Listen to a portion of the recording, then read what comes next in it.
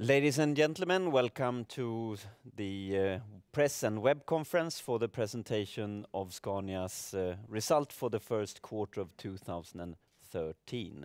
Soon we will listen to Scania's CFO, Jan Ytterberg, for the financials.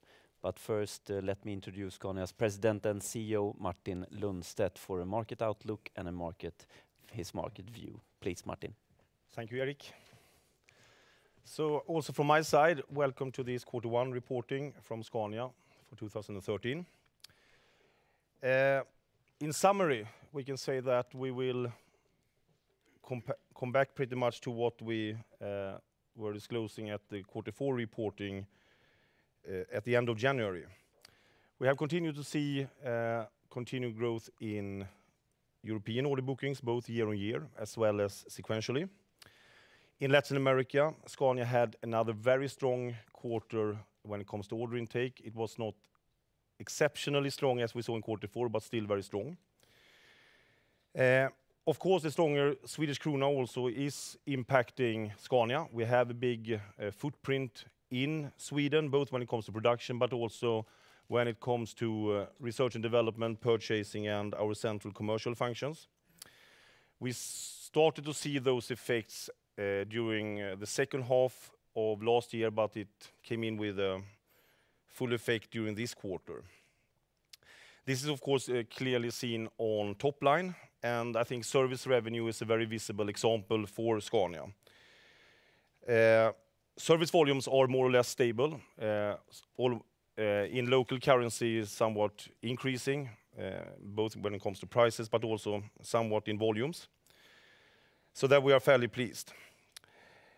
We also had another quarter with price pressures, both in Europe and in Brazil, although that we have not seen that sequentially being a deteriorating factor. If you compare in Europe, for example, quarter or year on year, we have lower prices in quarter one, but sequentially we have a stable trend.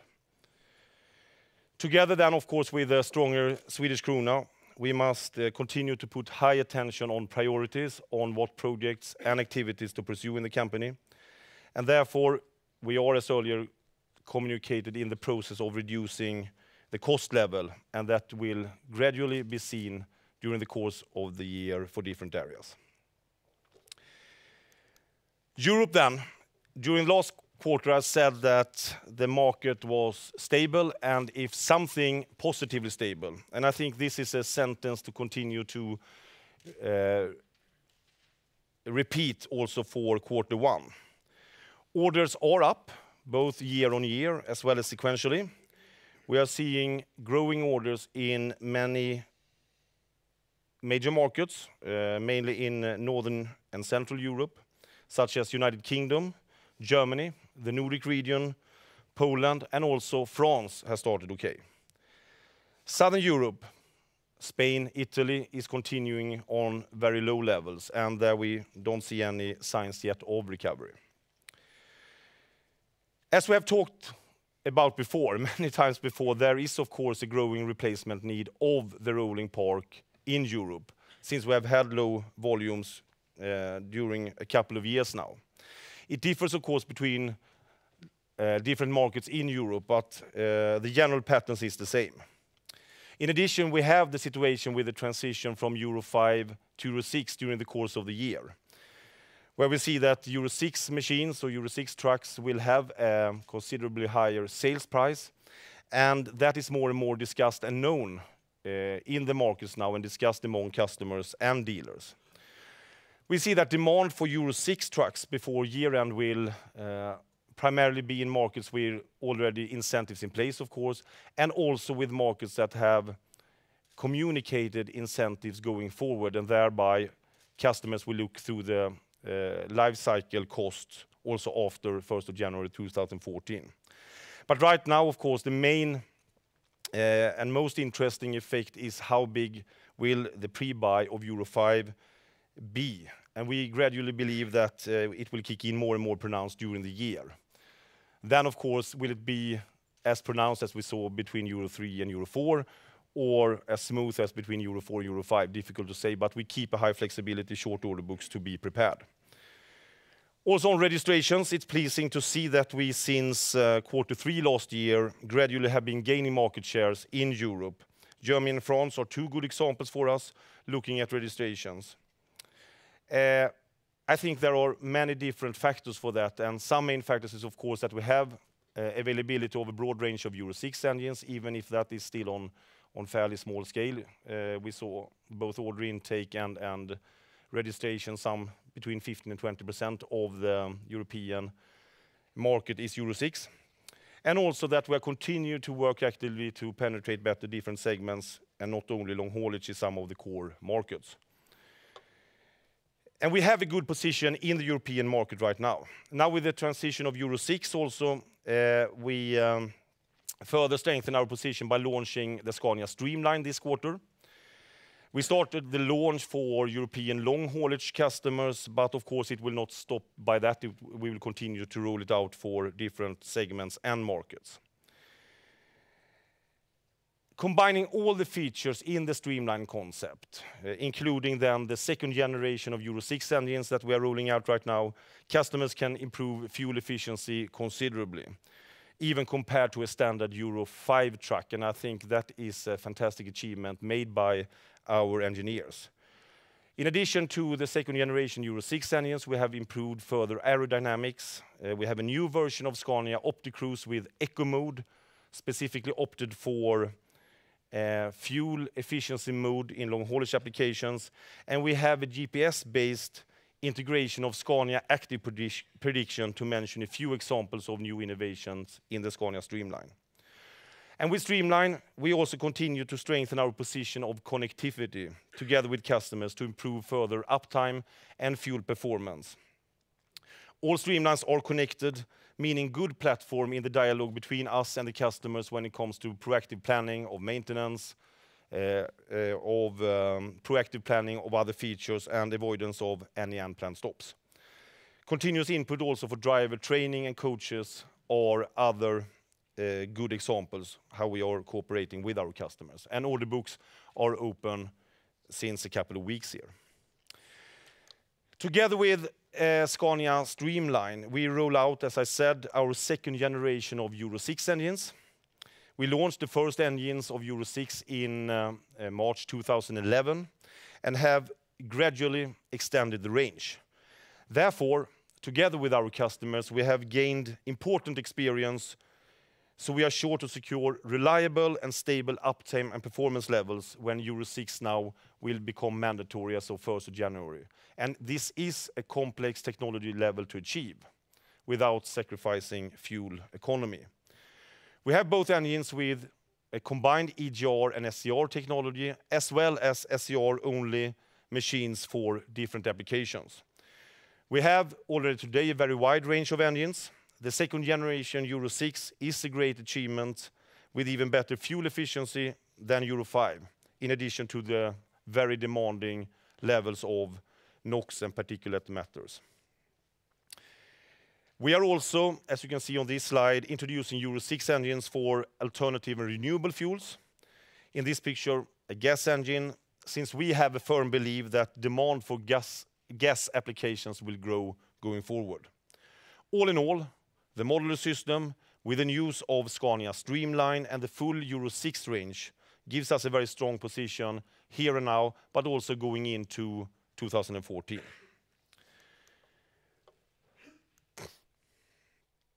Latin America. We are, since a couple of quarters now, fully through with the transition from Euro 3 to Euro 5, which distorted a big part of last year.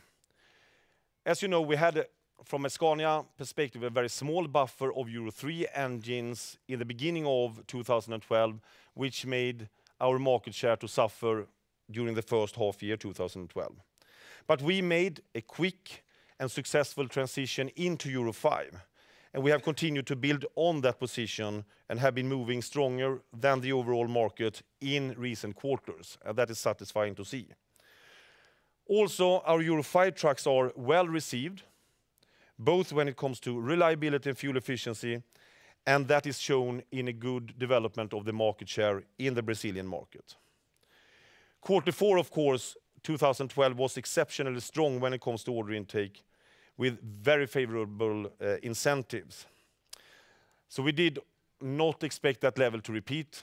It didn't repeat, but still we had a very good level. And what is good is that the incentives for 2013 are visible to us and to our customers, and that means also that we can plan for the coming quarters as well. In addition to the incentives, there are some positive signs in the economy. For example, the agriculture segment with a very good harvest level and where Scania has a strong position. Also in the heavy distribution, meaning for us, our light replications, we have been successful breaking into that segment during the recent years. Argentina is also on a high level, supported by incentives as well. As you can understand, we are running production on extremely high levels in Latin America. And I think it's worthwhile mentioning today, thanks to the long-term work we've had at Scania with a global product and production structure, we can support that high production level also with support shipments from our European production units when it comes to bottleneck components. On pricing then, in mainly Brazil, it is a struggle to get out the full price compensation of the technology content in Euro 5, which is putting somewhat profitability under pressure. But Scania, supported then of course by the very strong demand and order intake, we are at the moment gradually increasing prices to customers as a first step to compensate for the Euro 5 transition. Russian order intake continued on good levels, we have to say, strong in both year on year as well as sequentially. And we also in market share had a better start than previous year. Also, orders have continued on an okay level in Ukraine and Kazakhstan, but considerably lower, of course. The Russian utilization fee is now in place since the end of Q3 last year, which has put considerable pressure on our margins in Russia. Scania is paying an additional 5,000 to 10,000 euros depending on specification and application. And we are now in steps working to forward this fee out to the market and to the end customers. And we estimate that this will be fully done during Q3 2013. And that means also that we closely need to follow our developments in order intake and volumes. In the Asian region, Middle East came back somewhat from extremely low levels, mainly by orders coming in from Turkey, Israel, and Iraq. China is okay, but we have not this quarter been able to repeat the big order we got from Zoomlion, the concrete pump manufacturer, last year. That is mainly reflecting the construction situation in China, but also that we are going through a transition from Euro 3 to Euro 4 in China, meaning that also Zoomlion anticipated orders from Scania in Q3 and Q4 last year. Our long-term case when it comes to China rests intact. Indonesia has been low during some quarters, reflecting also the slowdown in the mining sector. But like China, we see some sequential improvements for Scania, not at least in the heavy segments of 4 and 5 axle applications. Hong Kong, that is a fairly small market, but I think is interesting to mention since we have a strong position and one of the Asian markets that really have moved into a more total cost of ownership logic, where we are continue to maintain a strong position even though that volumes are a little bit lower. And this type of logic is something also that we believe for many Asian countries for the coming 5, 10, in some cases 15 years. But gradually it will move to a more logistic efficiency-based transport system. Buses and coaches has been, as you know, decreasing in a number of quarters sequentially, whereof Europe in particular has been weak. And for Europe, that situation continues. But in most of the other regions, Q1 was very good. We had major orders coming in from Russia and Malaysia, and also good developments in Brazil, Mexico, and Australia, to mention a few examples. When it comes to Russia, Scania, together with Russia-based vehicle manufacturer Gas Group, received an order for 700 buses to the largest public transport operator in Moscow. And Scania will deliver chassis, and it will be body built by Gas Group. The deal is one of Scania's largest bus orders ever in Europe, and so far, half of that deal has been impacted the order book at Scania. Order intake for engines looked somewhat better compared to end of last year. We are down still year on year, mainly related to large orders from Great Britain in Q1 2012. That was not repeated this quarter. But also continuing hesitation among our industrial OEMs related to the mining and construction sector, as well as destocking of main components. And also a somewhat longer transition period of OEMs into new emission levels. And for example, Terex and Doosan, our main volumes are coming from the latest emission levels, T4 and Stage 3. However, the partnership with American Terex is continuing very well. In April, Terex Construction announced that they have chosen Scania's 16-liter V8 industrial engine to power the TR60 series dump trucks of Terex. Also, partnership with Korean Doosan is proceeding according to plan. During the Middle East Fair in Dubai, we launched also Scania for the first time turnkey Scania gensets for specific markets to complement our portfolio of genset engines. Service volumes continues to be stable on an overall perspective, but it differs, of course, between regions. We still have a considerable impact in Southern Europe due to low utilization of the fleet, as well as low shipment the recent years into those markets.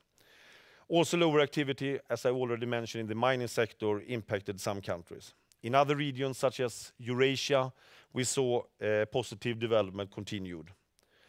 Easter weekend, of course, had impact since we had the Easter weekend during Q1 this year, as well as one day shorter in February. That means that if you take away the effect of number of working days we had in service volume and parts volume up with 1% per day. And I think given the activity level in Southern Europe and in mining sector, we still see that we are gradually increasing our penetration of services per vehicle, and that is encouraging going forward. Of course, the stronger krona, as I said, pulled down revenues significantly, but in terms of volumes, we are stable or somewhat up. Strong Swedish krona and price pressure means that we continue to focus on efficiency and must continue to prioritize among different projects and activities within the group. As communicated last quarter, we took down production at the end of Q4 and beginning of Q1 in Europe and reached a better, but still not perfect balance, and Jan will come back to that. We are currently working now on fine-tuning both Latin American and European production levels for the end of Q2 as well as mainly Q3. Of course, in Latin America, it's a very high level. And also, if something in Europe, we are fine-tuning upwards now to have a good balance between order intake and supply. We're also pursuing the right sizing of certain market organizations in Europe according to what we have communicated before, and that goes according to plan. And finally, the general restrictiveness of hiring and general spending continues in the company with high focus. This will gradually give effects during the course of the year for different areas. At the same time, we are very clear in our long-term strategy and our visions for growth, both when it comes to vehicle volumes as well as service penetration in different markets. We have a number of core product development activities that we pursue with full steam ahead to increase competitiveness. And I think that we all have seen the advantage for Scania to be early out, for example, with the full Euro 6 range, but also other innovation, and that positioning will continue going forward. We're also continuing to expand our modular system to better support new applications, as we have seen, such as off-road applications, but also new market entries. Already today, we have many opportunities in emerging markets outside Europe, where we continue to invest in the network, in competence, and in feet on the street. Since our fleet is steadily growing in those emerging markets, we are expanding our service organization, and that will continue as planned. Of course, it's unclear when mainly Europe will come back, but we know it will come back with the economic recovery and also with an aging fleet. And when it does so, it usually comes rather quickly. Since the lead times are long, up to 3 years, when it comes to increased technical capacity, we need to think ahead 2, 3, 4 years here. Therefore, we have during Q1 also taken the decision to go for a technical increase from 100,000 to 120,000 vehicles annually in the global production system. And that increase will mainly take place from a component side in the European production system and thereby Sweden. This shows also our strong belief of the future when it comes to our markets, and also in our way of working with a global product and production system. At the same time, of course, it's important that we continue to strengthen flexibility. Volatility is the new normal situation, and we need to cope with it. Flexible manning, Scania production system are some of the tools in our production, as well as in our service network. Another very important flexibility is, as I said, one global product and production system. There we can balance at any point in time between different markets and production sites. Also, higher service sales that we are seeing continuing is crucial to better cope with the volatility and to serve as a cushion. So in summary, improved order bookings during Q1 in Europe, strong continuous situation in Latin America. Russia continues on a stable level. Some improvements also in the Middle East region. Bus orders were better supported by a couple of large orders, and engines are sequentially better, but still low activity level, mainly among our industrial OEMs. Since we are impacted by price pressure, as we said, for example, in Europe, even if it's flat in relation to Q4, and the strong Swedish krona, still something that is how it is. We need to continue to prioritize among projects and activities to reduce costs. We'll continue to expand at the same time service capacity in emerging markets to think long term, to continue to prioritize core investment and product development projects in our product portfolio, and to increase technical capacity for the future. We believe that we have a good position, and we are showing that also by expanding the modular system with Scania Streamline and the full range of second generation Euro 6 engines. So with that, I leave the word to Jan Ytterberg, our CFO, who will go through the financial figures. Thank you.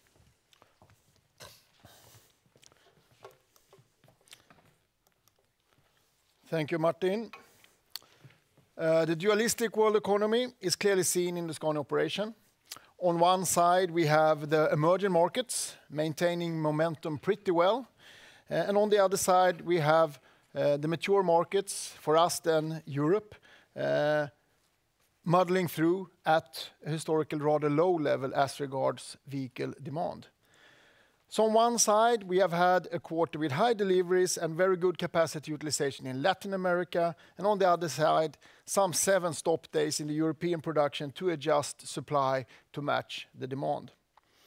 As this was not enough as regard challenges, we have also seen a strong and somewhat strengthening Swedish krona during the first quarter that has put marks in our income statement.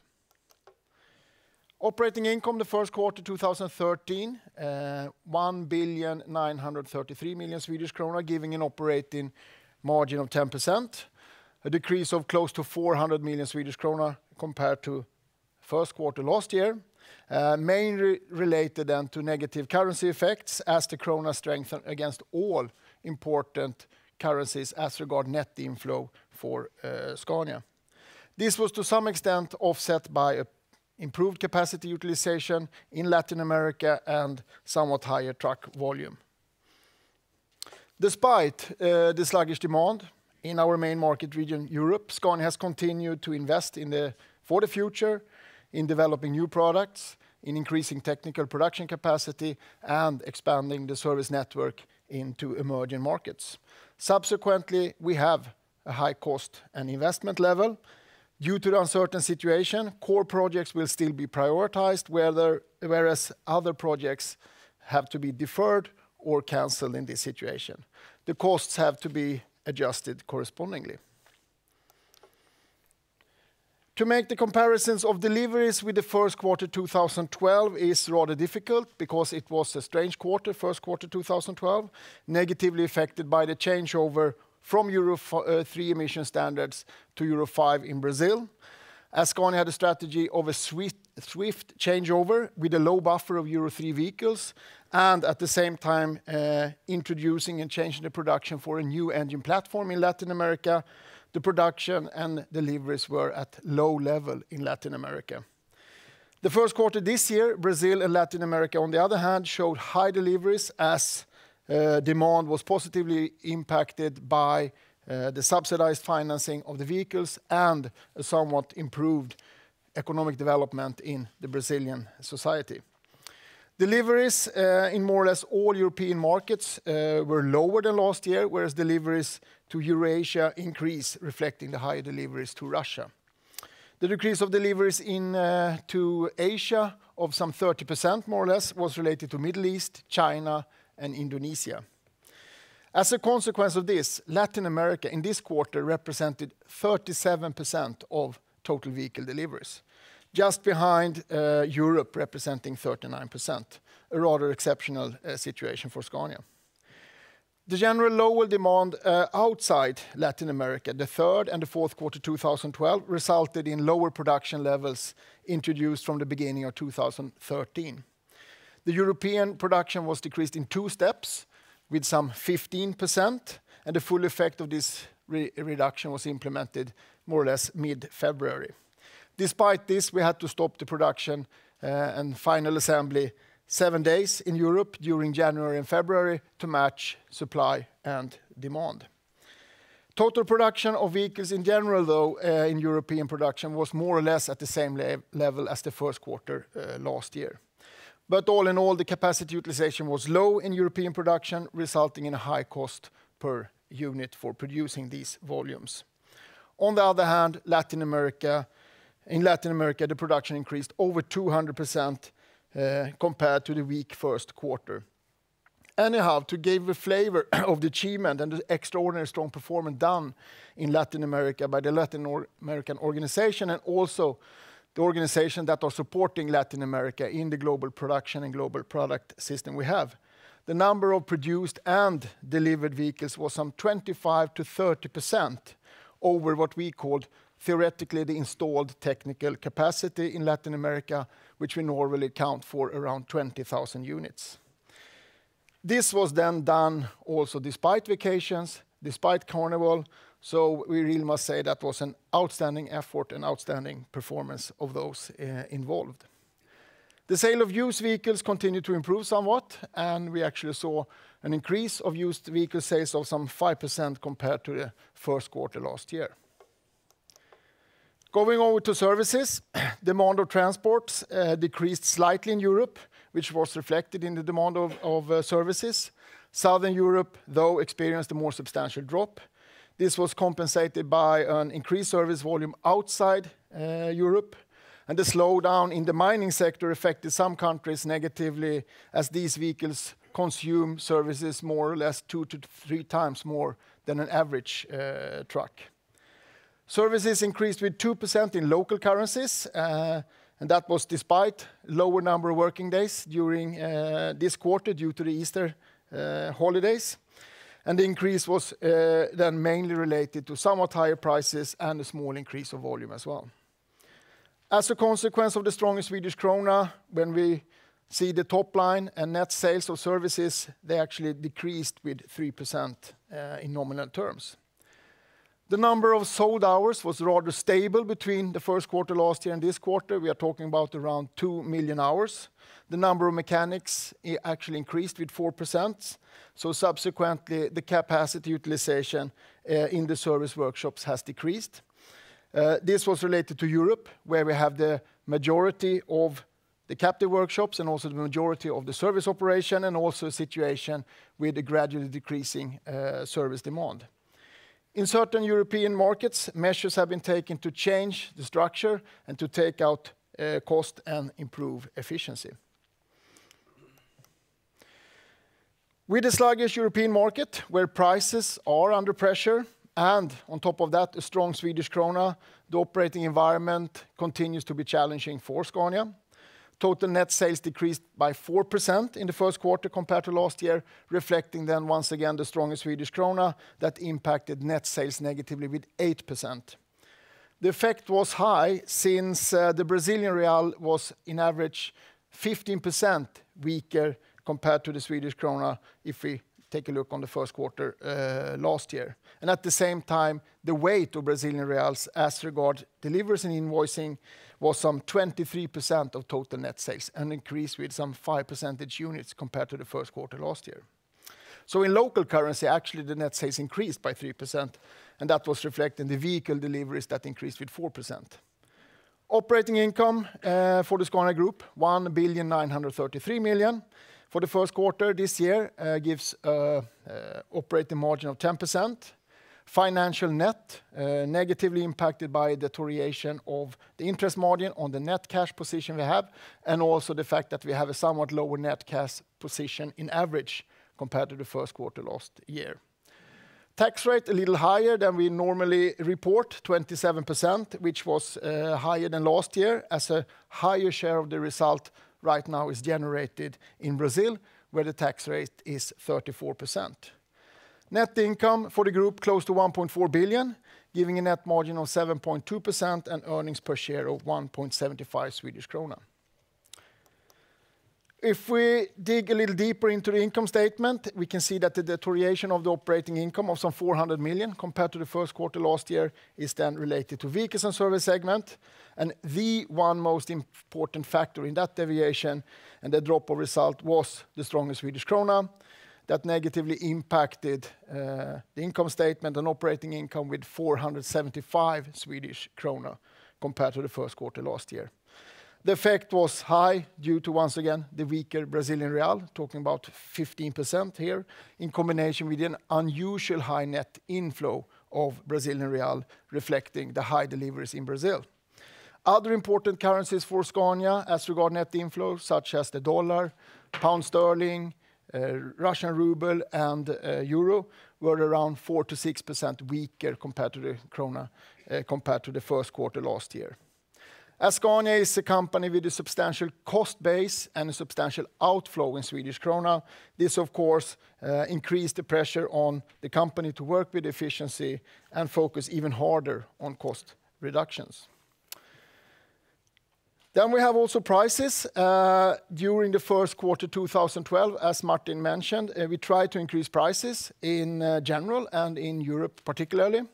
To some extent we were successful, but the volume was hurt.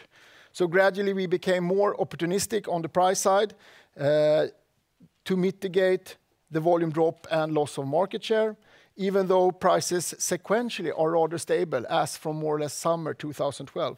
They were lower when we now compare the first quarter 2012 with the first quarter 2013. And the comparison as regard prices, when we do this comparison quarter by quarter, becomes difficult to do since we are comparing the first quarter last year in Brazil with Euro 3 vehicles mainly, with a quarter now with Euro 5 vehicles. We have so far been unable to compensate ourselves for the utilization fee in Russia that was introduced in September 2012. Some of it has been possible to transfer out to the customers, but the competitive situation has so far made a full compensation difficult to do, putting then the margins as related flow to Russia under pressure. These negative effects were to some extent compensated by two positive effects, which I've already mentioned: a better capacity utilization in Brazil, as the number of vehicles produced more than doubled, and higher deliveries of trucks, also related very much to Brazil. The operating expense level was rather stable in local currencies between the first quarter last year and this quarter. Whereas R&D and administration decreased, we saw how in local currencies, selling expenses increased more or less with the same value as the decrease of R&D and administration. So all in all, local currencies, more or less, operating expenses at the same level. The cash flow generation was, we can call it limited in vehicles and service, as earnings deteriorated and net investments were on a high level. As in the first quarter last year, we had tax payments in Brazil from the result of prior year moved into and being paid here in the first quarter 2013, affecting cash flow negatively, and that's why the paid taxes are substantially higher than income tax in the income statement.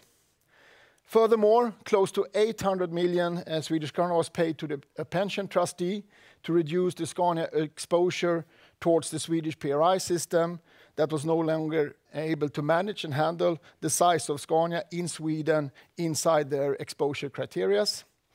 For Scania, it has been important for the growth of the company to keep the money related to the Swedish pension in our own balance sheet. Unfortunately, the success of Scania in terms of growth in Sweden, in combination with higher expectancy life of our employees, a low interest rate environment, and also, to some extent, an insufficient equity base in the PRI system, all this has made PRI demand a redemption of close to 800 million Swedish krona for 2013 as a first step, and that was done here in the first quarter. What is going to happen as relates to this issue for 2014 and 15 is being assessed. So if we take a look on the working capital, because there we have, so to say, the effect of the redemption. Besides that, working capital was positively affected by higher trade payables, as volumes have gradually improved, but this was partly offset by somewhat higher stock levels of new vehicles and components. The high ambition in the company affected net investments negatively. So all in all, cash flow for vehicles and services was 4 million Swedish krona for the first quarter 2013. And if we take a look at the group and include financial services, cash flow for the group was some 70 million, as the earnings in financial services was higher than the increase of the portfolio in financial services. So, meaning that the net cash position in vehicles and service segment was rather stable at close to 9.6 billion at the end of March compared to the beginning of the year. The increase since year-end of some 200 million, more or less, is reflecting the stronger Swedish krona, as the debts held in the subsidiaries, by the subsidiaries, when we transfer them into Swedish krona, they have a lower value, and the cash is predominantly held in Swedish krona at central level. The net debt for the total group, including financial services, decreased 1.4 billion compared to beginning of the year to some 28.9 billion. And the liquidity in the group increased here in the end of March as a preparation for the proposed dividend payment of 4.75 Swedish krona to be decided by the AGM here the 3rd of May. As relates financial services, in general, we have experienced a stable situation. This first quarter, credit portfolio rather stable. In local currency, the increase of some 0.3 billion or 1% in local currencies was related to Brazil as a consequence of the high deliveries. Finance penetration decreased 31% compared to 36% first quarter last year, and that is also related to Brazil, as we have high deliveries and we have in Brazil a lower penetration rate on financing than we have as an average in financial services. So far, muddling through situation we are experiencing in our main markets in Europe has had limited effects on the transport demand. The payment performance of the customers has in general continued to be good. The overdue situation then stable since year-end, and following more or less the seasonal pattern we see after Christmas, reflecting the lower activity level when we have passed, so to say, year-end and Christmas. Bad debt expenses continue to be high in Southern Europe, for the rest continued at low levels. Operating income then for financial services first quarter 155 million, an improvement of 24 million compared to last year. This was mainly related to a higher average portfolio and partly offset by a stronger Swedish krona and a somewhat higher operating expense level. So to sum up, earnings decreased mainly as a consequence of the stronger Swedish krona that strengthened against all important currencies for Scania as regard net inflow. The negative currency effect of some 475 million, which was to some extent offset by a better capacity utilization in Latin America and higher truck deliveries. Despite the sluggish demand in our main market region, Europe, Scania has continued to invest for the future by developing new products, continue to invest in more production capacity, and expanding the service network into emerging markets. Subsequently, the cost and investment level has been high. Due to the uncertain situation, core projects will still be prioritized, whereas other projects have to be deferred and canceled. A general restrictiveness is needed, and the focus on volume flexibility, efficiency, and cost control must increase. The situation of having a substantial part of our cost base outflow in the strong Swedish krona makes this focus even more necessary. So by that, Thank you, Jan. Time now for your questions. We have microphones for you, so please state your name and affiliation. Please, the first question comes from Anders Trapp, SEB. 3 questions. Regarding the Euro 6 fuel efficiency, I wonder if you could enlighten us what the improvement is with the second generation, if you sort of just look at the engine and not the effects of the streamlining and the new gearbox and all of that. Would be interesting to hear that. Also, would like to hear your opinion on the potential for the Brazilian market. I mean, of course, it is being driven very much by incentives. When do you think you need to see, or what do we need to see in terms of improvement in the general economy to see this market continuing to be strong and not actually start to decline again when the incentive sort of peters out? And finally, also, I didn't really fully understand the comments about that you have now, or in the quarter, you had a better balance between the production and order intake in Europe. Better, but not perfect, indicating that it's sort of too high capacity. And then I thought you said that you now are fine-tuning on the upside in Europe. It sort of doesn't really understand that. So could you comment on that, please? Maybe I can understand that, and we had also during last reporting some issues to discuss when it comes to the production level. If we start with that question, you can say that, as Jan also mentioned, given the fact that we took down production levels in Europe in 2 steps, when we started Q1, we were still not in balance, so to speak. And then gradually, when we had taken the second step, we still had some issues when it comes to the supply-demand balance.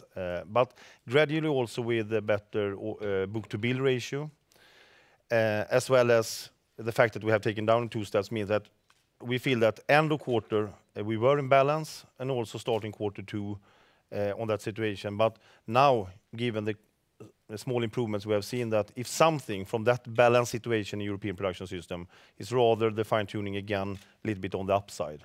So that I think is the journey, if that makes put some lights on it.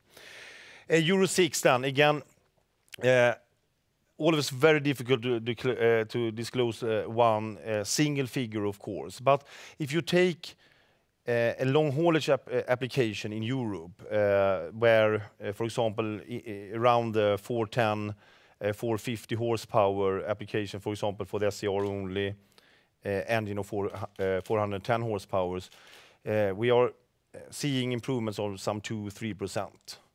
Just to give an approximate figure that we think is a fantastic achievement, also given the very tough levels on NOx and particulate matters. And then, of course, Brazilian market. There is this huge pre-buy, and what will make what has to come in Brazil to make that a good balance. I think what we have seen that is interesting for Scania is that the middle class in Brazil is developing, and that is something that has happened during the era of Lula and continue now with Dilma. And that is important also to drive the domestic demand. If that pattern will continue, we think that is good for the transport demand sector. Also, agricultural development that has been very favorable the last years is good for Scania since we have a strong position in that sector. And also that we have gradually also expanded our penetration into other segments than the more classical segments of long haulage mining and agriculture that we have had, as I mentioned, heavy distribution. I think that we are standing on more legs today as a group. I don't know if you want to comment. Well, we're also taking market share. We see this as also a fact that we were early with the Euro 5 and have high acceptance of that concept, well proven. And we think that we will see a situation that is not happening from quarter to quarter, where we will have, so to say, the mid segment of the total market move away to lighter trucks and heavier trucks. This is, as I said, things that will happen over years. And then we also have, hopefully, some signs of a recovery of the development, economic development in Brazil. And somewhere down the road, we will see also how this infrastructure investment will start to affect the economy more substantially than it does right now. I think one thing that is good this year is that the visibility of the incentive packages are much longer than it used to be, because now we have a pretty clear picture of the whole 2013 on also to some extent you can say into first quarter 2014, and that is pretty unusual. I saw some hands close to you, so you can pass the microphone to Björn Enarsson, Danske Bank. Yes, looking at the production in Q1 in Brazil or in Latin America, were you able to translate it into a reasonably good productivity as well? And then also looking into Q2, what kind of production are you planning for now when you have another record order intake in the region? That's one question. And then also on the currency movements that we have had, and not asking you to forecast where we will see currencies going forward, but at the current rate, do you expect a similar headwind in a year-on-year perspective for Q2? If I start then with production levels in Latin America, of course, as you say, with the good order intake we've had now, both quarter 4 and quarter 1, we have built some order backlog, and that means that we are running full steam ahead. We're continuing to have support flows from Europe as much as we can on some of the core components, still respecting, so to speak, the trade balance that we need to have in Latin America. We have also rebalanced some of the markets that we don't need to produce in our Latin American production system into the European production system. Of course, that is also giving a good effect on productivity as such, because normally when you are running upwards and on high levels, and if you have a good structure for it, that will also give effect both on the capacity utilization, of course, but also the productivity. So there we see improvements. On currencies, Jan, if you should be the... Well, since now I don't know exactly how the currencies went month by month, but we have had a situation the last years actually of a strengthening of the Swedish krona, even if it has not been stable decreasing, it has gone in steps. So if we have the same situation as we had the first quarter, in the second quarter, so to say, compared to the second quarter, that should be lower with that situation. The real is rather stable, has been rather stable this first quarter. We saw, so to say, the decrease happening during last year. So why we have so much currencies headwind, as I said before, of course, related to the real. You can just take a look at the annual report. It was last year 4 billion of net inflow at that market. Then it's rather easy to take 15% on a yearly basis and say, okay, let's double it. Then you get more or less the impact of real in this first quarter. And of course, that will continue since we see Brazil being rather strong for us, at least the coming quarter. But year on year, quarter by quarter, we expect, if we are stable where we are right now, that effect will, so to say, quarter by quarter go down from the 475 we had this first quarter. If I can have one last question. You mentioned some cost fine-tuning of the cost level. Is it that possible to quantify in a way? Are you referring to... I mean, we are focusing on adjusting cost, and that is irrespectively of where we are in the organization, so to say. What is important to state also as we take a look into the second quarter, that we have a nice, good balance, we believe. We had the stop days in the very beginning of the first quarter. What we will use now is to work with more with the time, so to say, the working time, to flex the production upwards, as much as possible. And then we will see when we come into the third quarter. And of course, that is normally good for cost per unit, if you can take the increase in that way. From Danske to Handelsbanken. Hampus Engellau, Handelsbanken. Thank you. Can we discuss pricing and market shares? You have a tendency to gain market share when the market is falling and lose market share when the market is turning around rapidly. Maybe around Europe, could you discuss pricing regionally and also how your market share developed in some maybe core countries? That's my first question. And then speaking about the production and run rate, given the flexibility you have and also the book-to-bill in Europe, would it be possible to maybe quantify, as you did with the 15% cut in run rate, how we should look at run rate year on year in second quarter?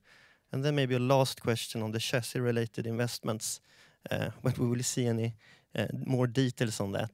Is it the truck fair in the autumn maybe? Thanks. Yeah, there is no big truck fair in the autumn this year, but quite fun. I remember when I started Scania 92, and then we had the big introduction of a 4 Series in 95, and then we had to learn by heart that before that introduction said, Scania is a company that continuously developing our products and services, and when we have a news to disclose, we will come back to that. So I think that's still valid actually, but we're pretty happy that we have just disclosed also the Scania Streamline and the second generation Euro 6 engines for the time being. And I think also the transition of Euro 6 as such is a very, very big step for this industry. And since some of the makes have been quite early out, it is a little bit already discounted into the industry that now, okay, Euro 6 transition is made. I think this will be seen as one of the major challenges for our industry during 2013 2014. And again, I would like to say that we are very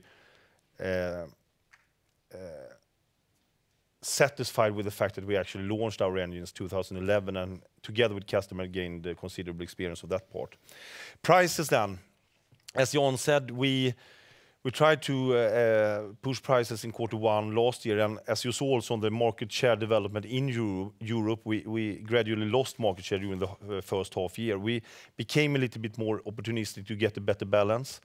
That have given effect, but I would also like to say that when we look at Europe, that is one part, because now pricing are under pressure still, and I think you can say that it's more or less common situation for different markets in Europe. At the same time, that we have been a little bit more soft on prices or moved back to where we were is one explanation. I think also the fact that we have a good availability of Euro 6 engines, even though that those volumes are not big yet, but on the marginal volume development, that is an important factor, as well as over time a consistent work also with more segments than the traditional long haulage for many of our European core markets.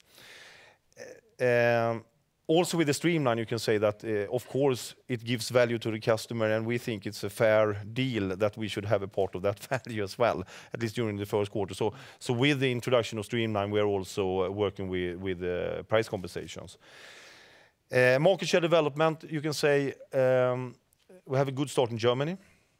So far, after the first quarter, we are above 10%, 10.5%. We have also seen a regain of market share in France that was important to us from pretty low levels last year. And also the Nordics, we are advancing, even though that we have lost some market share, and that is a little bit seasonality also in Sweden. But in the Nordics as a region, also gain market share. UK is going strong for us. And I should say that UK is mainly one of the markets where we have seen also pre-buy trends of Euro 5 most pronounced among fleet customers. That the discussion among fleet customers has been most pronounced. Yeah, I don't All right. know No, if it's then was something to add. something about base rate and Yes, production yeah. level. Well, we have to distinguish between manning, base rate, and level. We have a possibility actually to stretch the base rate we have. We have an installed base rate with the manning, and then we try to have 10% maybe up and down swings to be able to handle inside the system, meaning that we could have a, so to say, higher production level than we actually have base rate. So maybe it's a little confusing, but the base rate we are satisfied with. Now let's see if we can flex it as much as possible, as much as needed upwards, and wait with, so to say, manning and base rate change as long as possible. Because still, if we are honest to ourselves, even if it's a good order intake in Europe, if we take a look outside the window to our customers, to the economy in Europe in general, what we are seeing is not, so to say, reflected, or is a reflection of what is happening outside the window. We see it also in the transport demand and the utilization of the Scania fleet, which, you know, we have communicator devices installed in around today. I think it is 40,000 vehicles. We get a pretty good insight of what is happening, and we do not see any improvement from where we were end of last year, taking away then the Christmas seasonality effect, so to say. So it's rather stable. So it's more, and it's a little what we also try to understand, pre-buy, Euro 6, what is happening, what is going to happen, etc. But we have to create flexibility and vehicle age. We have to create flexibility so that we can so we can handle whatever, so to say, is happening from now. And I think, again, main priority, as we have said many quarters now, and really one of the lessons learned after the 2008, 2009 hiccup or deep hiccup, what is really to keep order backlogs as short as possible, so we have the good visibility into the production system. We actually saw that pretty much when the last Cyprus crisis came up, that if you have an index of 100 in order intake on Friday, it was the weekend, and then on Monday it was in 100, and then it was 80, Tuesday 60, Wednesday. So that quick we actually feel it directly from the market, because also our customers are really on the toes now. And I think also, as was discussed during the IMF meeting, one of the most important factors right now is to get some sort of economic trust a little bit in the future. Recovery, one thing, but also to feel more confidence about a more stable situation and not that volatility. Okay, we have one more question from. Hi, this is Andreas Brock from Nordea. I have two questions, if I may. First, as you increase production in Brazil, will the unit costs go down? Why I'm asking is because if you were running at 25% above technical capacity, that must have been very expensive. And I would assume the unit cost comes down then in Q2. Second question, one of the major costs you can control in Sweden, the high currency country of Sweden, is then R&D. R&D was down in Q1 compared to Q4. Is this the run rate which we should be expecting now in Q1, or will it come down even further? Thank you. Maybe I should start with the cost per unit. We have not planned to take down production level in Latin America here in the second quarter. We are running as we were in the first quarter. Is this costing extra? Of course, there is, in a situation like this, bottlenecks that occurs at suppliers, in our own factory, etc. And that is the beauty with the global production and global product system we have. We can let European suppliers supply into Brazil, and we can produce ourselves to support the Latin American production, and that is exactly what we're doing right now. So, and that is also why we have been talking about 700 employees or from manning firms that we expected to, so to say, decrease during these two cuts in Europe. We did not reach that because some of these persons or some of the staff had to support the stronger than expected Latin American operation. So it's not only that Latin America is doing things, it's also happening all around the Scania system. So I expect that we do not see much on the isolated Latin America, do not see that much on a unit cost as such, actually, from the first quarter to the second quarter. And of course, there is items that we have to fly in from Europe or make emergency, do things on emergency base, so to say, to save the production, so to say. And that is costing extra. But I mean, the margin is quite okay, even though we see currency price pressure is quite okay in Brazil. R&D, actually taking a look at expenditures, it is a difference of 1 million Swedish krona on expenditures between the first quarter last year and this first quarter. Then we have capitalization. We went in with some projects during the third quarter last year, so the capitalization increased to some 20-25% of expenditures. So that is, so to say, the difference why you see in the income statement that this seems like it's going down. Expenditure-wise, more or less on the same level. And that is Euro 6, we have to do it. We have to continue to do the performance steps that we have to, so to say, do to be able to reach the first 2014. And then we also have some other, what we call more customer-driven projects that we would like to prioritize in this situation. So you can expect more or less, as regard expenditures, the level we have seen last year. And capitalization? We'll continue more or less on the level as we have right now. Of course, Euro 6 will, to some extent, as we go into production with more and more performance step, start to be amortized, not capitalized. But I mean, in general terms, yes. Very good. That finished this press and web conference from Scania. Thank you for attending. We wish you a pleasant day.